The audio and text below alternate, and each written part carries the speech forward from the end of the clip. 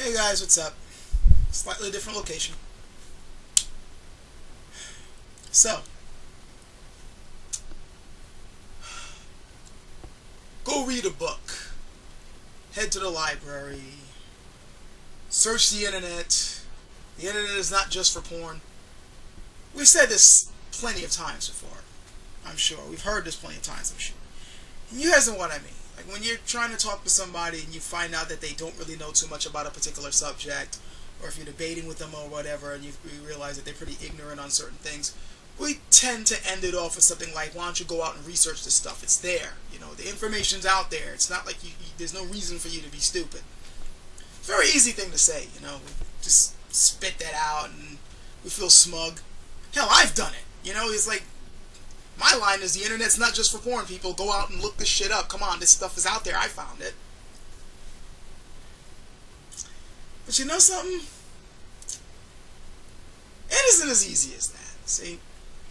I think we're kind of being dumb ourselves when we just simply go and tell people, go research this shit.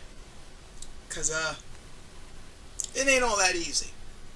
Now, I'm not saying that, you know, this stuff really isn't out there for people to research. I mean, come on, we're not like living back in ancient times when people were keeping the secret knowledge to themselves. I mean, these days, information's everywhere. We're benefiting from a time in history where even the poorest among us still has a better education than, in many ways, even the highest noble back in, like, ancient times, depending on, you know, who you're talking about and where and whatever. I know there's a lot of particulars, but generally we tend to be a bit better off these days than, you know, human beings were in the past. And more people who would have been disenfranchised and not privy to, you know, particular bits of information are now being exposed to this, to the point where now certain groups of people who originally may have been considered way, you know, not part of the intellectual elite at all, are now beginning to close the gap and get to that level, if they're not there already. Plenty of information out there, plenty of ways to educate yourself on a wide variety of subjects, and with the internet being the way it is, it's just a mouse click away. But having said all that, that's not the only thing that you can find. There aren't the only type of books you can read that will educate you on certain subjects. There's a lot of shit out there. I mean, let's be honest with ourselves, people. Is it really fair to say to somebody, why don't you go look on the internet, it's right there, where in the same place where you can get vast sources of information, on one hand, I can find out a very a website which perfectly describes the basic theories of, say, evolution or electromagnetism. You can find that on one hand. And on the other hand, you can find a website talking about how we're secretly being controlled by a bunch of reptilians from the planet Zoo and they're going to be eating our brains. What do you believe? Now, I'm pretty sure with that example, the answer may be obvious to you. But for those who are not, for those who don't really have good reading comprehension skills, for those who aren't very good at mentally separating the wheat from the chaff, and from those who simply aren't very skilled in a particular subject or, you know, well learned in a particular topic, it can sometimes be pretty hard to recognize fact from fiction, or more logical facts, or, you know, more, should I say, more well-researched facts than kind of half-assed facts, like facts where, yeah, it's sort of right, but there are a couple of things that aren't exactly matching up. Hell, how many people out there, there's still plenty of people out there who really believe in that reptilian thing. I didn't pick that, you know, example, you know, just out of my ass. And there are a lot of people there who can make those arguments seem quite convincing, at least to those who aren't well versed in, you know, world history. So we need to basically realize that before you just send people out there to research information, they have to know how to research information. And they also have to know how to basically discriminate the bullshit from the good shit. that's not the only thing holding us back either, by the way. I mean, that's already a problem in and of itself, with all this source of information trying to figure out what's actually worth absorbing and what's not. Then there's the fact that the stuff that we consider to be good information, and I'm talking like the most level-headed of us, we might be believing shit that isn't true. We don't know. Just about every period in history, the human beings who were living at that time period thought that they knew pretty much what there was to know. They thought they were at the cream of the crop. I mean, they knew basically that there was still more to discover, but they thought that they pretty much knew it all. They knew how things worked. And then somebody comes along and is like, no, that's not really how it worked. And then after a lot of resistance, they realize, oh shit, I guess we need to accept this. Look up how long it took people to recognize that meteors exist and strike the Earth. You might be surprised when you find out the date. Look how long it took people to realize that there's tons more species of fish down there than we originally thought. Look how long it took. There's certain animal species that were recently, and when I'm saying recently, I'm talking about, you know, relative to all the different discoveries we found out about the animal world over the years. Fairly recently, you know, a lot of species that we found out are like, you know, we are only just beginning to find out these things, or we only found out about it like maybe in the turn of the century, maybe. It's not really that long ago that we've come onto a lot of the knowledge that we know today. Hell, look at space travel, the things that we know about the cosmos. A lot of this shit was confirmed fairly recently.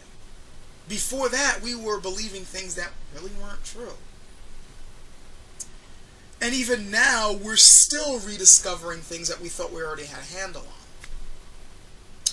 So not only do we have to contend with information that is just straight up faulty or just straight up bullshit, but then even the stuff that we think that, okay, we've researched this, we've run tests, we've you know, compared it to all the other stuff, and this is the thing that makes the most sense, so this has to be true. Somebody might come along and say, no, that's wrong. The human species has a bigger history of getting things wrong than getting things right. It's something we tend to forget. So, no matter how proud one may be of the knowledge that they think they have on a certain subject, you have a greater chance of actually being wrong about it than right. This is one of the reasons why I tend to put more credence on the people who are somewhat doubtful of their findings. Like, they're like, I'm pretty sure this is it, but who knows? And I also tend to put more, you know, weight on the type of people who have more, I'm trying to put this the right way, they tend to have more negatives in their findings than positives, in the sense of they're not going, this definitely concludes that this is the way it is, where they're more like, actually this concludes that this is not really the way it is, it's finding out it's more like this, and we're going to do a few more tests to make sure. Stuff that tends to supplant old knowledge, and even that could be wrong. So, you know, I'm betting on a horse that isn't always going to make it to the finish line. We don't know. Sometimes we just have to admit that we don't fucking know. So, yeah. I think I'm just going to end it off there. But, yeah, it's just something I've been thinking about. It's like, we were always like, you know, the truth is out there. Research the shit. The shit's there for you to look at. There's no reason why for you to be so fucking ignorant. But when there's so much bullshit to weed through, and even the good shit might not necessarily be true in 10 to 20 years from now, I think we're going to have to start being careful about saying that so flippantly. At the very least, I think the next time we go around saying, research this shit, it's out there, instead of just simply sending the person off into the woods and hope that they survive, maybe we should give them a map. Basically saying that, okay, the research is out there, start looking here. And then put a little footnote in the bottom of the map, locations may have changed. You know, meaning, you know, this is true for now. Hopefully it'll be true in the future. I can laugh at it. That's just to me how hilarious it can be to be human sometimes. But now I'm rambling, so catch you guys later.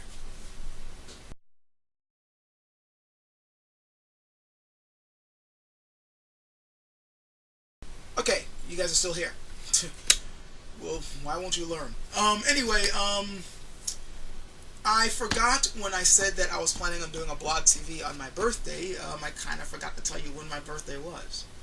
It's not like you guys hang around me, so it's not like you would know. August 30th is when I am tentatively planning the blog TV, and the more I'm looking at the schedule, the more it looks like that's the day. I'm probably going to be doing it at 8 o'clock Central Time, 8 p.m. Central Time, and it'll probably go on for about an hour, 2 hours long. And depending on how things go after those 2 hours depends on if I'll keep it going for a while longer or cut it off. But that's what's going on. So, yeah. And like I said the last time when I announced it, just send me questions you want me to touch on in PM. I'll pick the best ones and start from there. So, see ya.